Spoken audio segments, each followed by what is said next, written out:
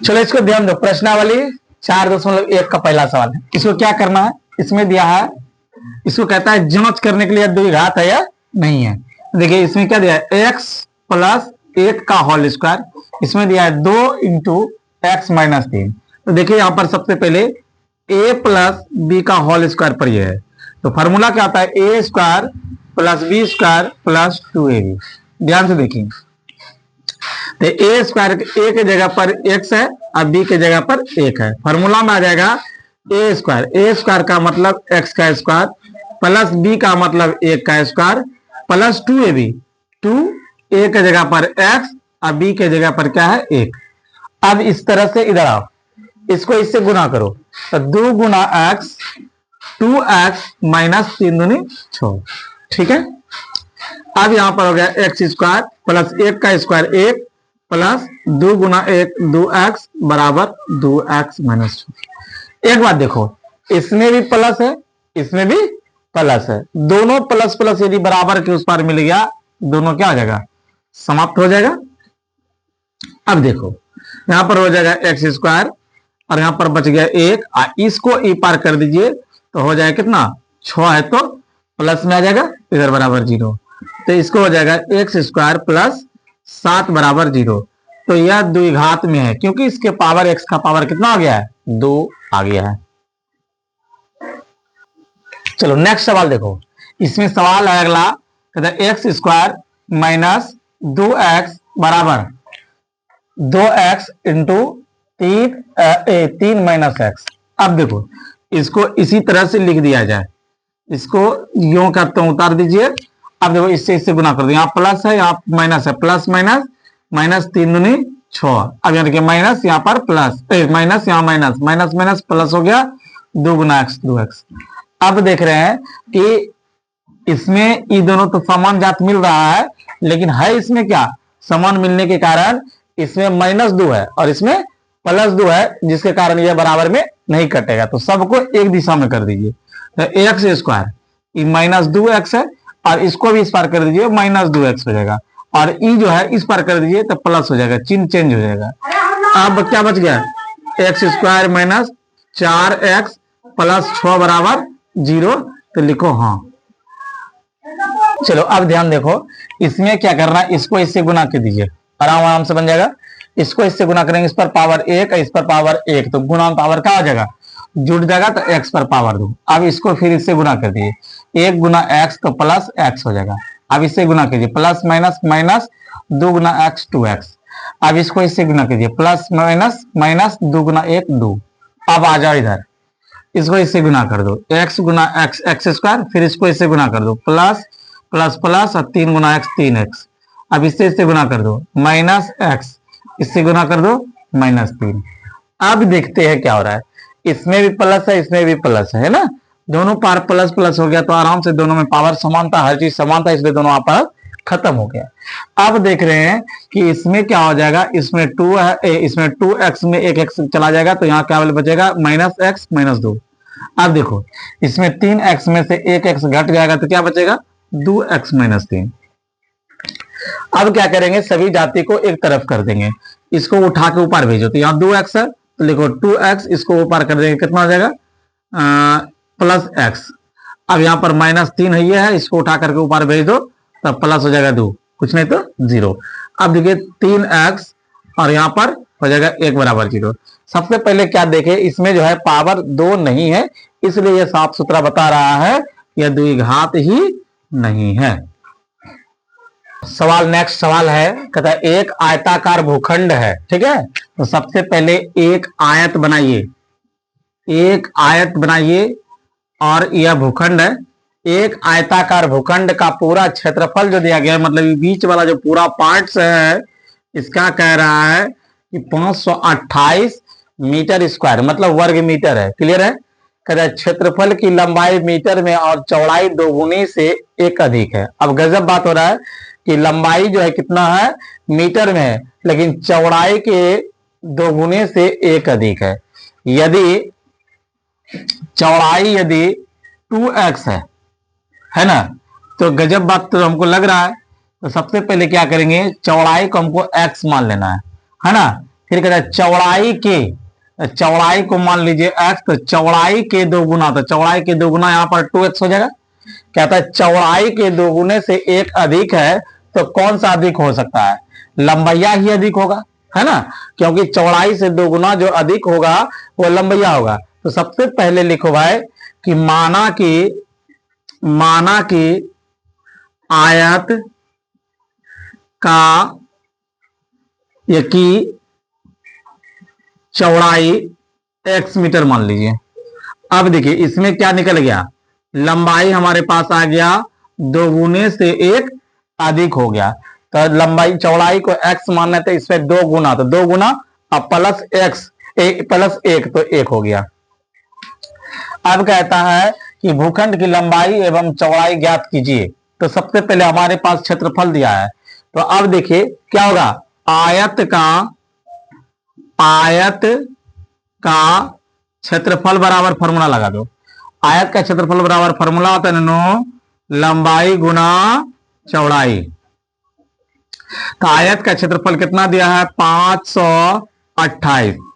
लंबाई कितना निकल गया है, तो 2x प्लस 1, और चौड़ाई कितना है x।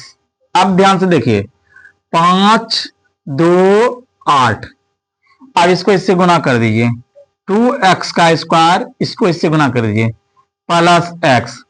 अब बच्चों इसको उस पार उठा के लेके चले जाओ, तो यहां पर लिखेंगे 2x का स्क्वायर प्लस x, और इसको वो पार कर दीजिए -5 2 8 बराबर 0। अब क्या करना है, इसका शून्यक निकाल दीजिए। जैसे शून्यक निकालेगा तो क्षेत्रफल और लंबाई और चौड़ाई निकल जाएगा। तो लिखेंगे यहां पर 2x square plus x minus 528 बराबर 0।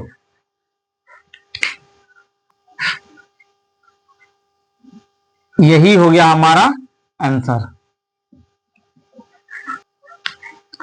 चलिए नेक्स्ट सवाल देखिए, कहता है सवाल नंबर 2, कहता है 2 क्रमागत धनात्मक पूर्णांकों का गुणनफल कितना दिया गया है, 306 दी गई है ना। तो हमें पूर्णांकों को ज्ञात करना है। तो सबसे पहले देखिए 2 धनात्मक पूर्णांक है, तो पहले बच्चों माना कि, है ना, पहला कर लीजिए धनात्मक पूर्णांक मान लीजिए x है, और दूसरा जो हो जाएगा x प्लस 1 हो जाएगा, ठीक है। और बच्चों दूसरा धनात्मक पूर्णांक, ठीक है, पूर्णांक जो होगा x प्लस 1 हो जाएगा, क्योंकि यहां पर 2 ही बोल रहा था इसलिए 2, 3 को बोलता तो इसमें फिर 2 होता, फिर इस तरह से बढ़ता जाता, ठीक है। अब कहता है कि दोनों का जो है क्या है, गुणनफल दिया गया है। तो देखिए गुणनफल कितना दिया गया है, 306। बच्चों ध्यान दीजिए 306 दिया गया है, तो गुणनफल का मतलब इसका और इसका दोनों का गुना कर दीजिए, तो क्लियर हो रहा है। x into x plus 1 is equal to 306, है ना। अब इसको इससे गुना कर दीजिए, एक्स स्क्वायर, इसको इससे गुना कर दीजिए x, है ना, और यहां पर हो जाएगा बच्चों 306। तो एक्स स्क्वायर प्लस एक्स, इसको इस पर कर दीजिए 306 बराबर 0, और यही हो गया इसका आंसर। चलिए सवाल नंबर नेक्स्ट देखिए, कहता है रोहन की मां उससे 26 वर्ष बड़ी है। किससे, रोहन से बड़ा होगा। तो रोहन से यदि बड़ा है तो रोहन की मां उसकी 26 वर्ष बड़ी होगी, इसलिए रोहन को जो है सबसे पहले लिखिए माना कि, सबसे पहले बच्चों माना कि रोहन की वर्तमान आयु कर लीजिएगा। वर्तमान आयु जो है x वर्ष मान लीजिए, कंप्लीट वर्तमान आयु x वर्ष है, लेकिन उसकी मम्मी की वर्तमान आयु क्या होगी, रोहन की मां की वर्तमान आयु, रोहन की मां की वर्तमान आयु जो बच्चों x प्लस कितना हो जाएगा 26, क्योंकि उससे 26 वर्ष बड़ी है रोहन की मां जो अभी यदि रोहन जन्म लिया है तो रोहन की मां 26 वर्ष बड़ी है। अब कहता है कि अब से 3 वर्ष पश्चात, कब से, अब से, तो 3 वर्ष बाद कौन, पहले रोहन लिखेंगे अब ध्यान दीजिए, तो अब क्या करना है, तो लिखेंगे 3 वर्ष पश्चात का मतलब होता है बच्चों बाद, 3 वर्ष बाद पहले कर दीजिए रोहन, ठीक है, रोहन, तो 3 वर्ष बाद यदि रोहन हो जाएगा तो हो जाएगा 3x + 3, मतलब पहले उसका उम्र था x वर्ष, अब 3 साल बाद हो गया, मतलब 3 साल हुआ क्या होगी, बड़ा हो गई, तो 3 वर्ष यदि बेटा बढ़ गया तो 3 वर्ष तो उसकी माँ भी बढ़ने वाली है ना, तो 3 वर्ष उसकी माँ बढ़ गई, तो पहले था उसकी माँ का उम्र कितना, x + 26 में 3 और जोड़ दीजिए, तो इसका माँ का उम्र हो गया x + 29 वर्ष, क्लियर हो गया, x + 29 वर्ष हो गया। अब कहता है पश्चात इतना हो जाती है, तो 3 वर्ष पश्चात जो है इतना हो जाती है, तो अब क्या कह रहा है, हमें रोहन की वर्तमान आयु ज्ञात करें।